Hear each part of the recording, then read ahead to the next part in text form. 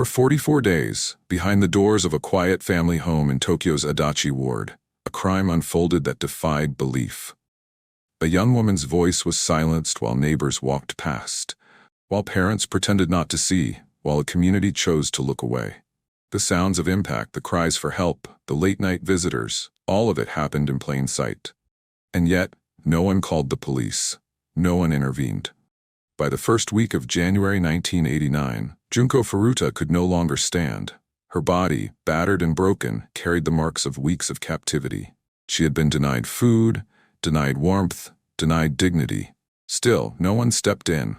On the night of January 4th, the cruelty reached its breaking point. Hours of assault left her motionless, her breathing shallow, her life slipping away. When one of the boy's family members discovered her unresponsive, the response was not rescue. It was a cover-up. They placed her in an oil drum, poured concrete over her, and left her in a vacant lot as if she had never existed. A young woman, full of promise and discipline, was gone. And the people responsible, 4 juveniles who believed their age and gang ties made them untouchable, now turned to erasing the evidence. A drum, wet concrete, a vacant lot. It was the moment when silence finally claimed her life, and when Japan was forced to ask how an entire community could stand so close and do nothing. Her name is Junko Furuta, and once you know her story, you won't forget it. Welcome to the Crime Series. Before we begin, do us a quick favor. Drop your location and the time you're watching this in the comments. We want to know where you're tuning in from, because these stories matter everywhere. Like this video, subscribe, and turn on notifications so you never miss a case. In the quiet neighborhood of Misato in Saitama Prefecture, Japan, Junko Furuta was known as a kind and conscientious girl. Born on January 18, 1971, she was the second child and only daughter in her family. She had 2 siblings, 1 older brother and 1 younger brother. Her home life was reportedly stable and loving. Junko lived with her parents and siblings, and by all accounts, they were close-knit and supportive. Her parents were not wealthy, but they made sure their children were raised with strong values and discipline. Junko was a 3rd-year student at Yashio Minami High School, a public institution that served the local community. In the autumn of 1988, she was 3 years shy of 20, nearing the end of high school and beginning to imagine the life awaiting her just beyond graduation. She was offered a job at an electronics company, which she intended to take after graduation. This offer was something she had worked hard to earn. Friends said she was proud of it. It was a sign that her efforts in school had paid off. Her teachers described her as a model student. She rarely missed class, performed well academically, and was diligent in her assignments.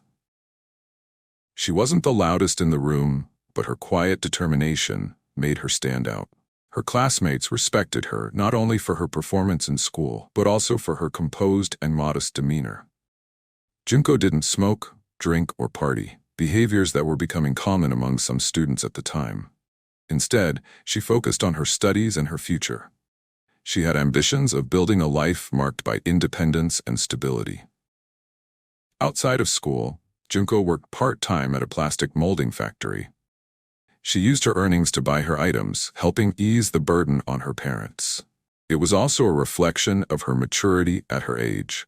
She was already learning how to take responsibility for herself. She was seen as someone who always tried to do the right thing. Despite her achievements, Junko was not boastful. She maintained a humble presence among her peers. According to classmates, she was friendly, polite, and gentle. She was often described as having a natural beauty and an air of grace. She was the kind of person others looked up to, someone who inspired by example. She had dreams, nothing extravagant, just the kind of dreams many teenagers carry: to work hard, build a career, support her family, and eventually find a place in the world where she could live peacefully. She was not involved in delinquent behavior or gang activity. In fact, her lifestyle was the opposite of rebellious. She followed rules, respected authority, and stayed out of trouble.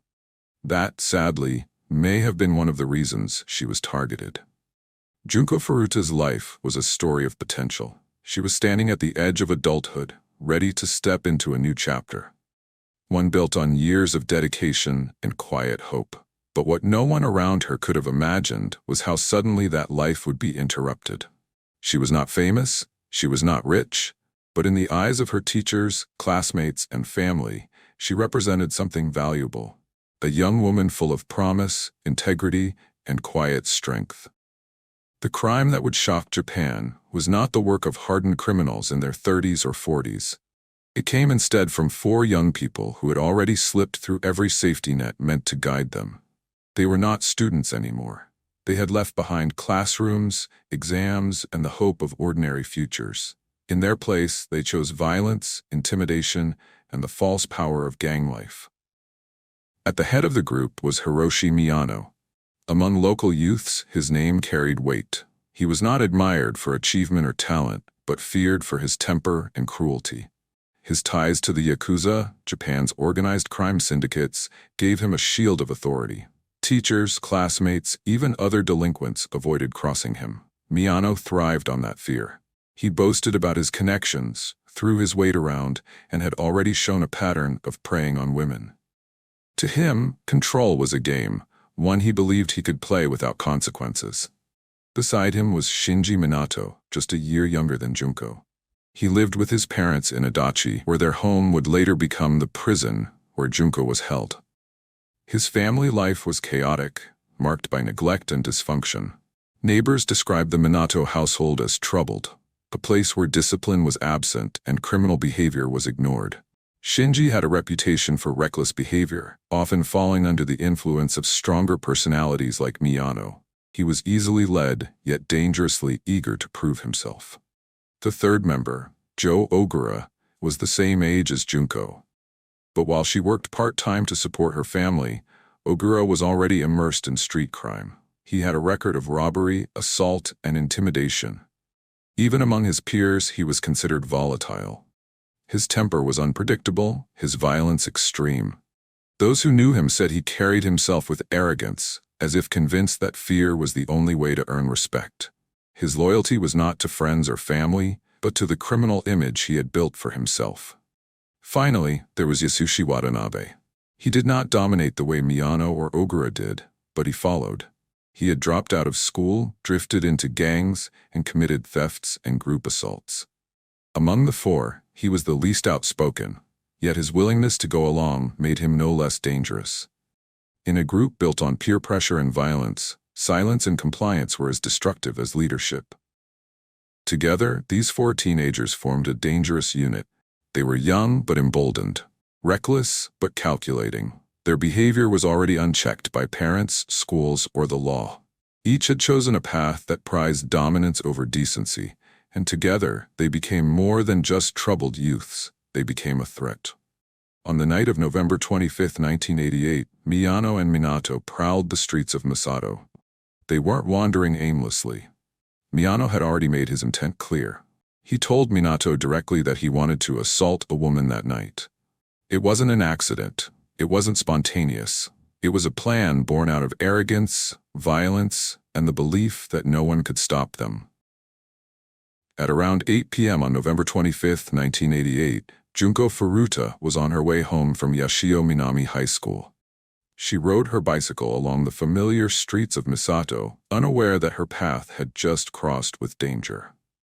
Hiroshi Miyano and Shinji Minato, 2 teenagers already steeped in delinquent behavior, were roaming the area.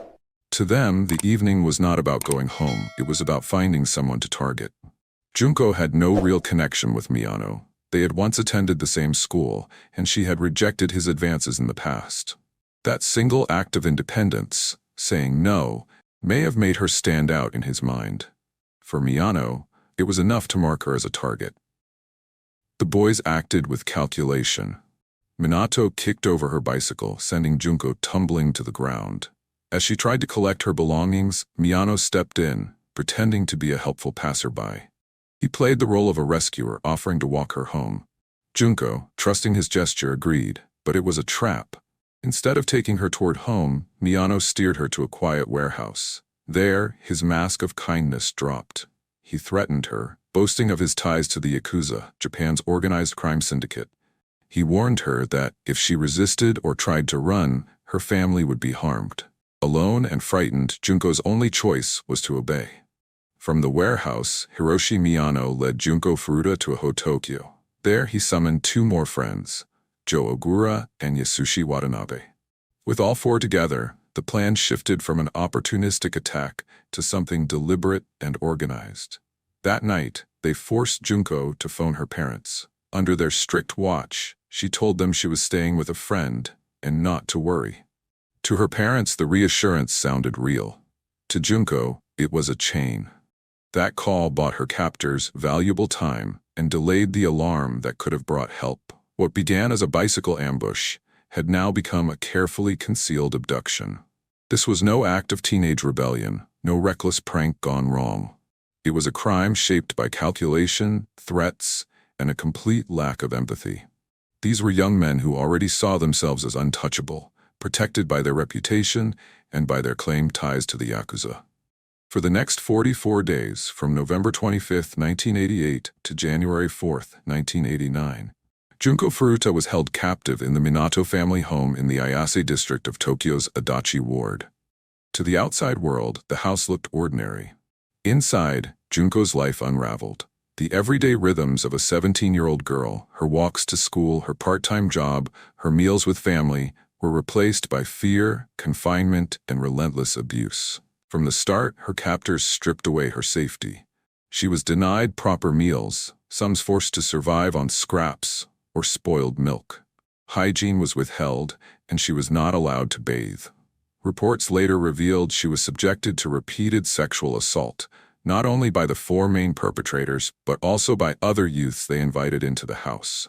This was part of a pattern of deliberate degradation meant to destroy her dignity and humanity. Her health began to decline rapidly. She suffered swelling, severe bruises, and untreated injuries.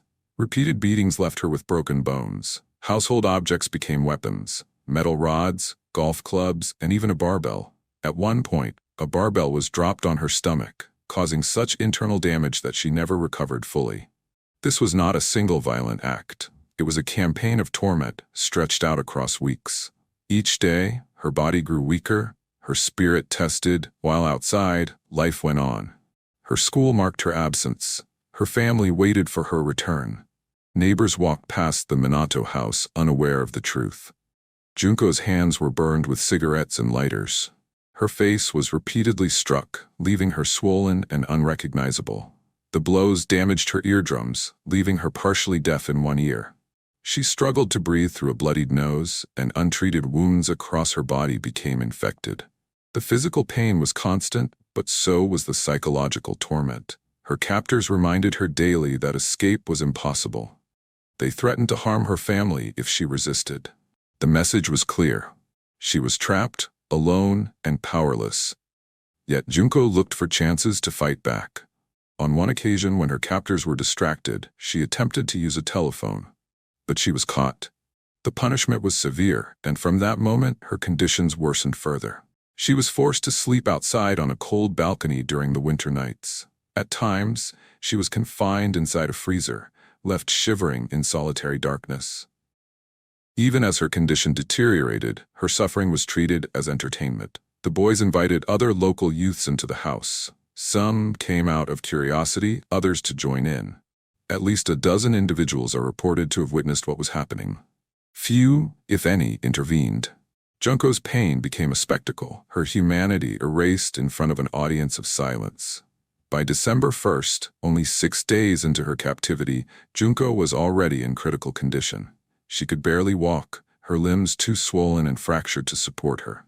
Speaking became difficult because of the swelling in her face. Her captors did not stop.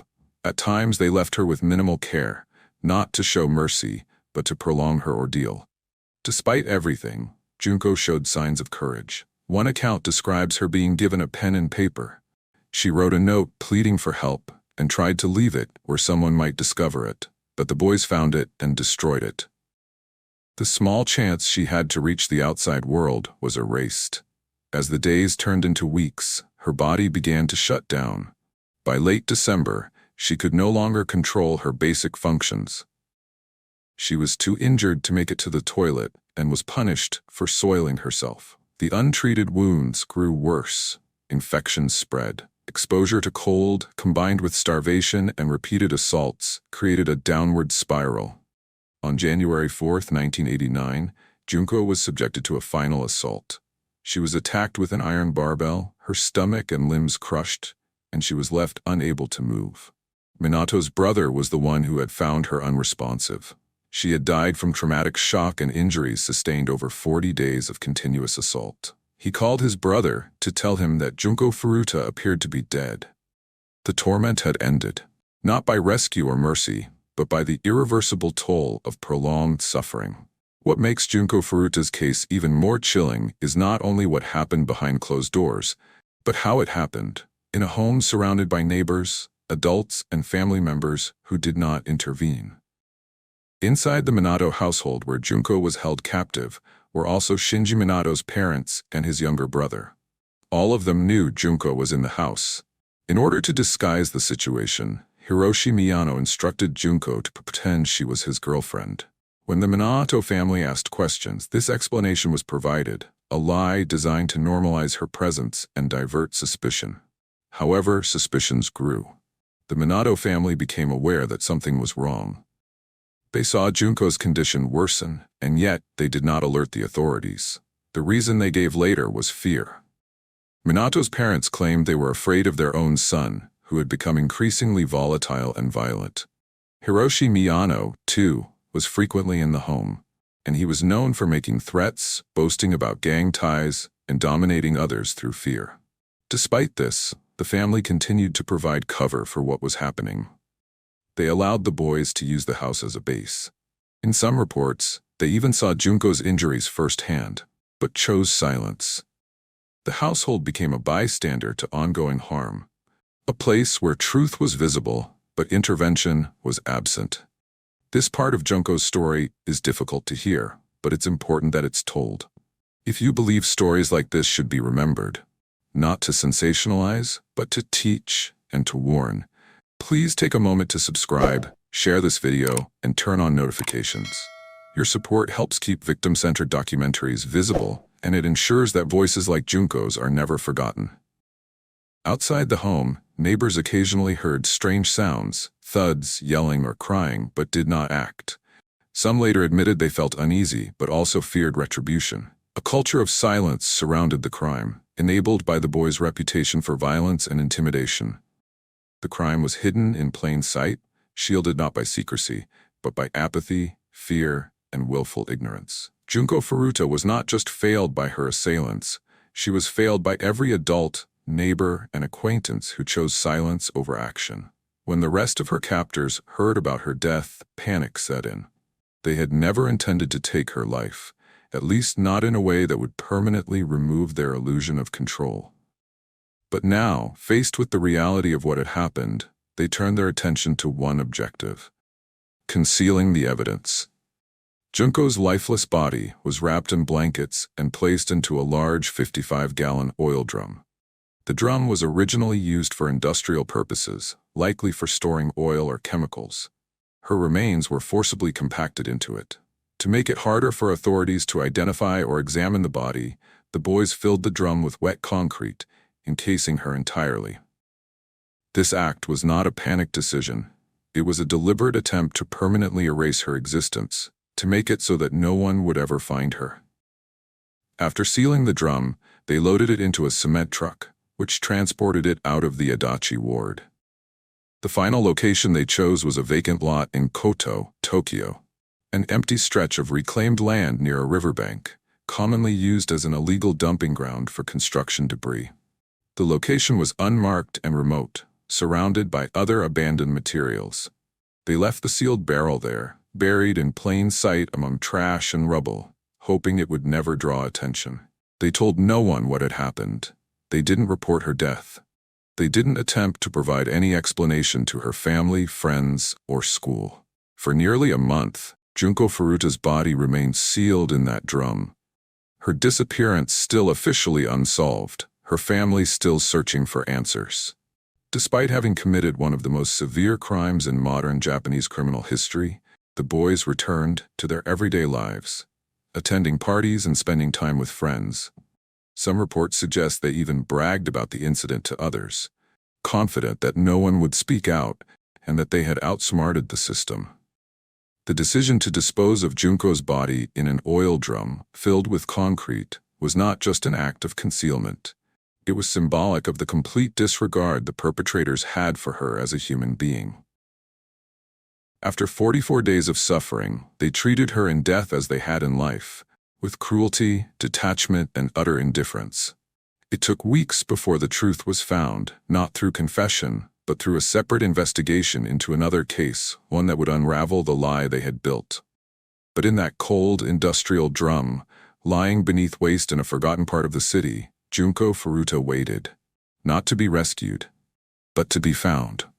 On January 23, 1989, just 19 days after Junko's death, 2 police officers from the Tokyo Metropolitan Police Department arrested Hiroshi Miyano and Joe Ogura in connection with a separate case, the assault of a 19-year-old girl whose name remains withheld from public records. The assault had occurred in the weeks following Junko's abduction and was part of a growing list of violent incidents associated with the group. This victim, unlike Junko, survived and was able to speak with authorities. This separate assault had triggered the original investigation that led to Miyano's arrest. At the time of their arrest, officers had no idea about Junko Furuta. Their investigation was focused solely on this other attack. As part of standard police procedure, both suspects were taken in for questioning. The goal was to gather information about the assault and determine if additional accomplices were involved. During the interrogation, one of the officers, aware that Miyano and Ogura were affiliated with delinquent circles, attempted a strategic approach. He mentioned that the police had discovered a woman's body in Adachi, a false claim meant to provoke a reaction. The bluff worked. Miyano, nervous and visibly shaken, believed that the police had uncovered Junko's remains. Fearing that someone had reported the crime or that the evidence had been discovered, he confessed, not just to the separate assault, but to the full details of what had happened to Junko Furuta. The confession caught the investigators completely off guard. At first, police weren't sure whether to believe the account. A crime of such scope seemed unimaginable. But the more Miyano spoke, the more the pieces began to fall into place. When officers followed the directions provided by the suspects, they arrived at a vacant lot in Koto, the same site where the drum had been dumped weeks earlier. There, partially buried among construction waste and industrial debris, was the sealed drum. Investigators opened it carefully and discovered the body of a female victim inside, completely encased in hardened concrete. Due to the condition of the remains, caused by the prolonged exposure to heat, moisture, and decomposition inside the drum, the body was almost unrecognizable. Visual identification was impossible. Investigators had to rely on forensic methods to confirm the victim's identity. Ultimately, Junko Furuta was identified through fingerprint analysis, one of the few remaining viable markers on her body. The fingerprint match was confirmed by police records, and with it, the truth was no longer speculation. The high school student who had disappeared just before the end of 1988, Junko, had been found. Other findings included remnants of clothing, personal items, and medical signs of prolonged harm. As the confirmed identity made its way to the public, the nation collectively reeled. The realization that such cruelty had been inflicted on a girl known for her innocence and promise deepened the public outrage. The media, already mobilized by the scale of the case, intensified their coverage. What had begun as the story of a missing schoolgirl had now become a full-scale national reckoning. With this revelation, the case exploded into public consciousness. Police quickly arrested the other suspects, Shinji Minato and Yasushi Watanabe, and conducted extensive interviews with dozens of individuals who had known about or been around the Minato residence during Junko's days of captivity. In interviews, police were also able to confirm a growing pattern of delinquent activity: robberies, physical assaults, vandalism, and connections to youth crime gangs. The group had operated with confidence, believing their age and affiliations made them untouchable. That illusion was now unraveling. What had begun as a routine follow-up on a lesser-known case had now exposed one of the most devastating crimes in Japanese legal history. And it all came from a mistaken belief, a bluff by investigators that forced a suspect to reveal the darkest truth. When Japanese authorities confirmed the identity of the young woman found in the concrete-filled drum in Koto, Tokyo, the public reaction was immediate and overwhelming. Junko Furuta, who had disappeared from her quiet neighborhood in Misato, Saitama Prefecture, was not only dead, she had been subjected to prolonged and deliberate cruelty at the hands of 4 juveniles. As the details of her ordeal became public, Japan was gripped by grief, disbelief, and anger. The crime was first reported in national newspapers and broadcast on television in early 1989. It was not just the brutality of the case that stunned the public. It was the age of the perpetrators, the duration of the abuse, and the failure of society to intervene, even as signs of trouble had surrounded the scene for weeks. Public outrage deepened when it became known that the suspects were all under the age of 20 at the time of the crime. According to Japanese law, individuals under 20 were protected by special provisions in the juvenile law.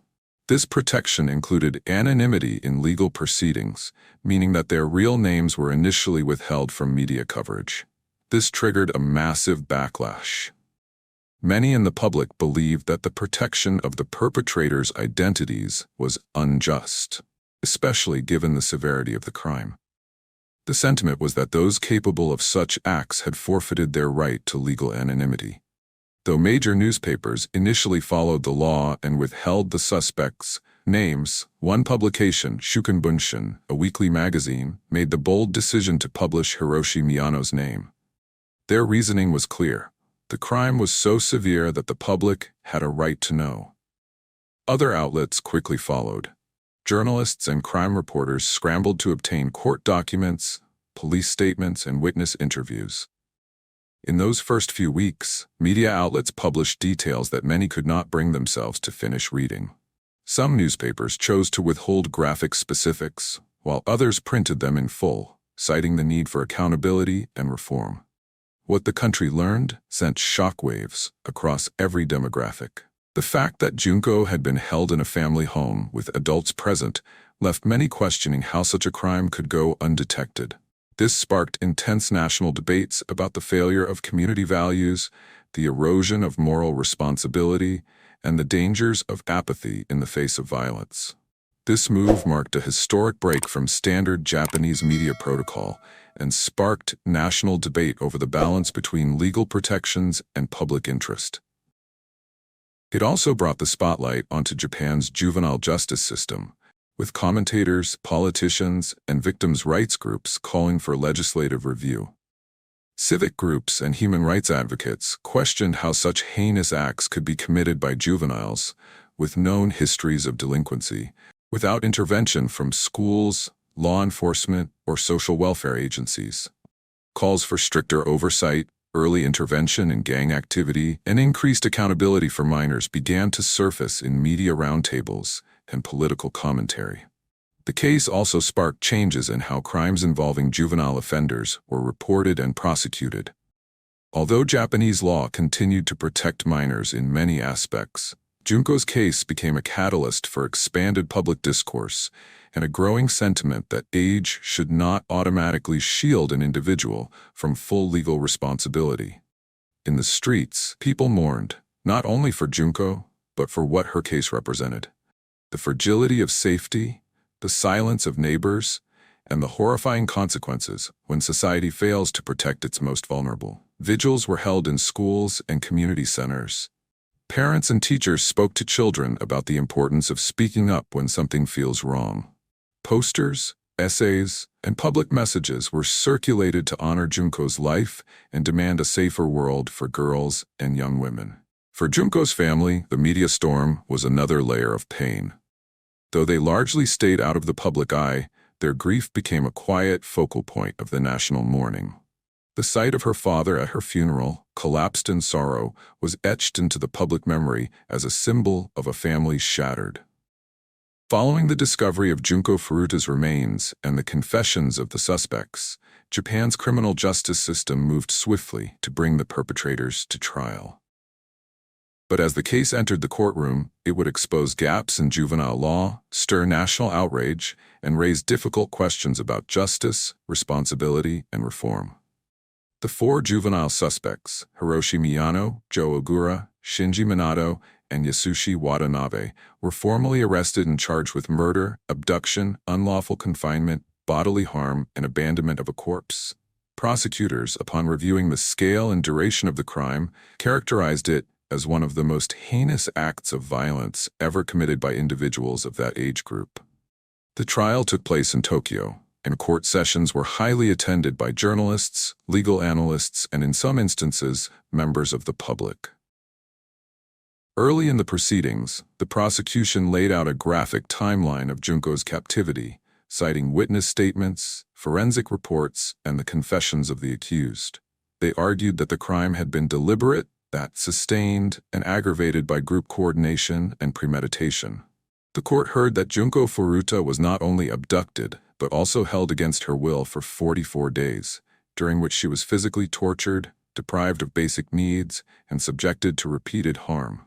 Prosecutors emphasized that the perpetrators had shown no remorse until arrested, and that even then, their admissions were made only after a strategic police bluff, not out of guilt or responsibility. The defense teams, however, sought to mitigate sentencing by appealing to the defendants' age, lack of adult supervision, and influence of gang culture. Attorneys argued that the teenagers had acted out of impulsive behavior, worsened by peer pressure and immaturity. Some defense lawyers cited emotional instability and poor upbringing as contributing factors to the crime. This line of argument infuriated the public and even some observers in the courtroom. Many saw it as an attempt to excuse behavior that was, by all legal and moral standards, inexcusable.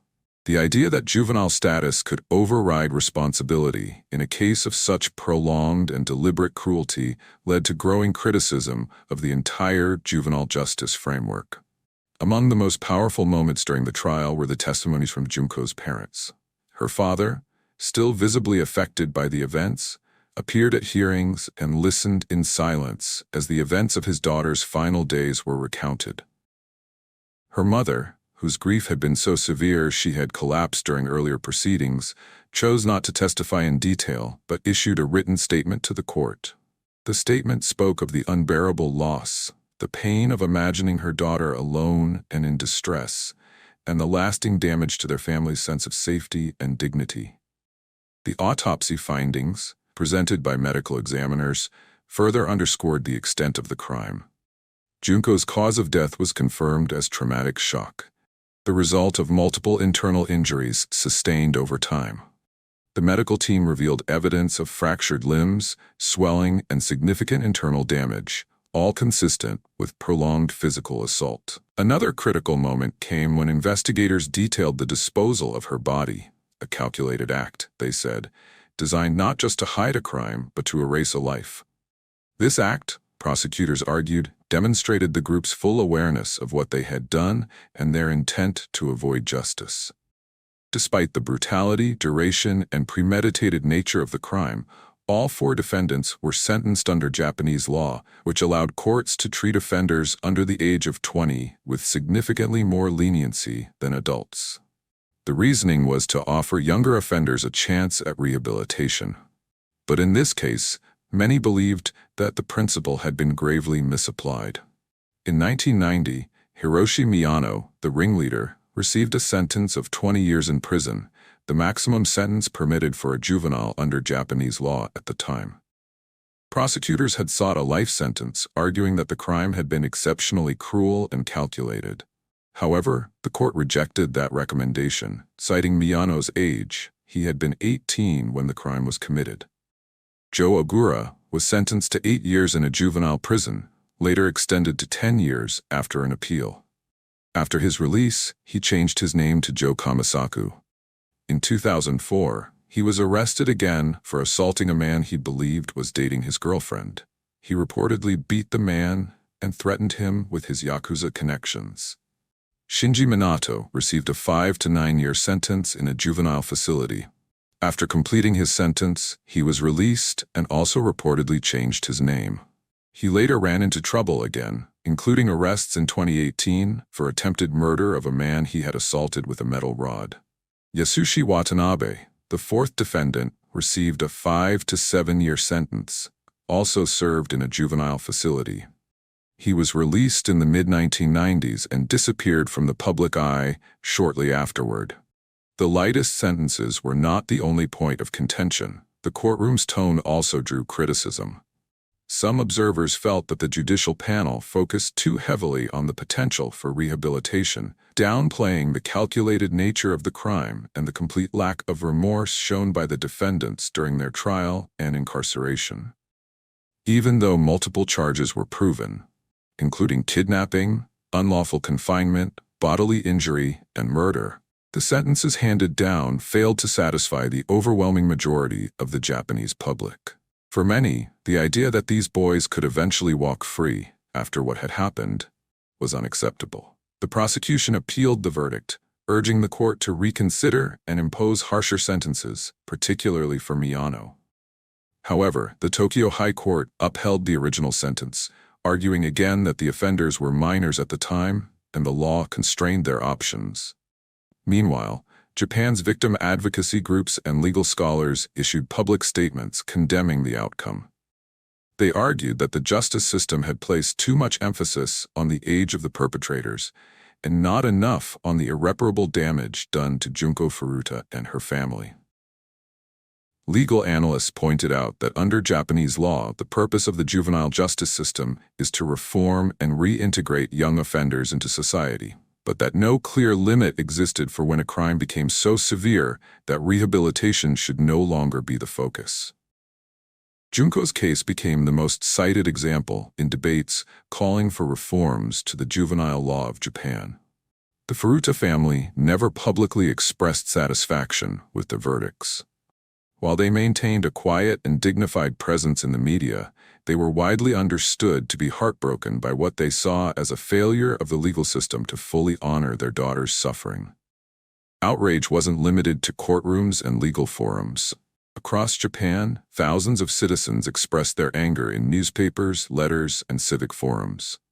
The case became a national symbol of how justice could be distorted by outdated legal protections, and how society could fail the people it was meant to defend. In the aftermath, a broader conversation emerged about the need to reevaluate how juvenile crime is punished, particularly in extreme cases. Public support grew for stricter penalties for serious violent offenses committed by minors, and the Furuta case was often cited in campaigns advocating for legislative reform. But for many, the sentences stood not only as inadequate, but as a permanent stain on the legacy of the judicial process. Even after release, the identities of the perpetrators were known to the public, and they lived under scrutiny and, in some cases, infamy. Junko Furuta's name was etched into the national consciousness, not only as the victim of one of the most tragic crimes in Japanese history, but as the center of a judicial failure that galvanized a nation into demanding change. In every retelling, the message remained clear. Junko Furuta must never be reduced to the final 44 days of her life. She must be remembered for the girl she truly was, a hardworking, graceful, and kind young woman who had recently earned a job offer, who cared for her family, who didn't smoke or drink or cause trouble, a daughter, a classmate, a friend, someone who stood out not for rebellion or mischief, but for how quietly and diligently she moved through the world. Junko dreamed of a simple future, of working, becoming independent, possibly starting a family one day. She wanted to live a life of peace, but her life was taken by those who had discarded all respect for human dignity. If this story moved you, please share it so others understand the importance of standing against violence and supporting victims' voices. Subscribe to the channel and turn on notifications to join a community that values truth, awareness, and justice. Real cases, real consequences, and the lessons we cannot afford to forget.